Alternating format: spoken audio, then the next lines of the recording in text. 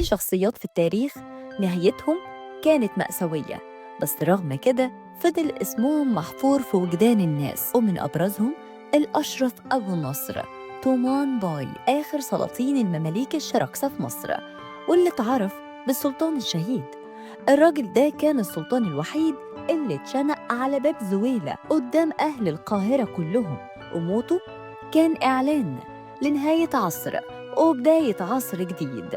القصة بدأت بعد مقتل السلطان قنصواه الغوري في معركة مرج ضابق سنة 1516 قدام العثمانيين بقيادة سليم الأول. وقتها تجمع الأمراء في مصر وقالوا مفيش غير تومان باي يمسك السلطنة. الغريب إن تومان باي في البداية رفض الحكم لأنه كان عارف قد إيه الوضع صعب، العثمانيين أقوى والأمراء نفسهم متفرقين والفتن مالية البلد. لكن بعد إلحاح شديد من المماليك وافق في الآخر وبقى هو سلطان مصر. تومان باي كان معروف عنه العدل والقوة، وكان دايماً بيحاول يمنع الفتن سواء من المماليك اللي بيثوروا أو من العربان اللي بيقطعوا الطرق. حتى أهل القاهرة حبوه لأنه كان بيأمر بالأمان والنظام في الشوارع، لدرجة إنه فرض إن كل دكان يولع قنديل بالليل عشان الناس تمشي مطمنة.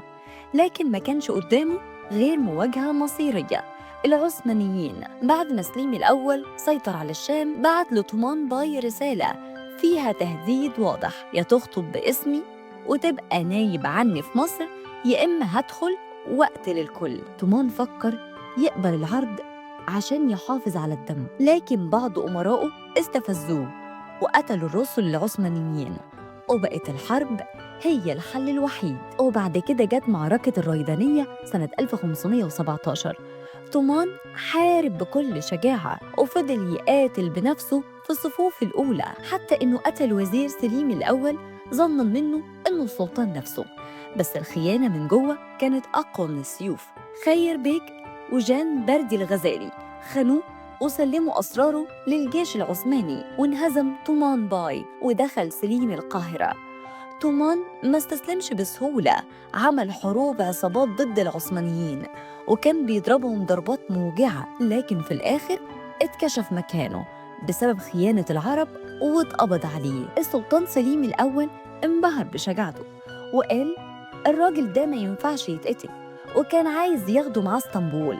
لكن خير بيك والغزالي خوفوا سليم وقالوا له طول ما تومان عايش في مصر مش هتهدى، وألحوا عليه إن هو لازم يعدمه. وفي يوم 23 إبريل سنة 1517 طلعوا تومان باي مربوط بالسلاسل من إمبابة لحد باب زويلة. اتشنق تومان باي قدام عيون المصريين والكل صرخ وبكى عليه. ابن إياس المؤرخ قال إنه كان شاب وسيم وشجاع وكريم، والناس كلها حزنت عليه حزن ما شافوش زيه قبل كده. وبموته خلص عصر المماليك وابتدى عصر جديد تحت الحكم العثماني. لكن فضل تومان باي رمز للشجاعة وأسطورة اتذكرت على باب زويلة لحد النهارده.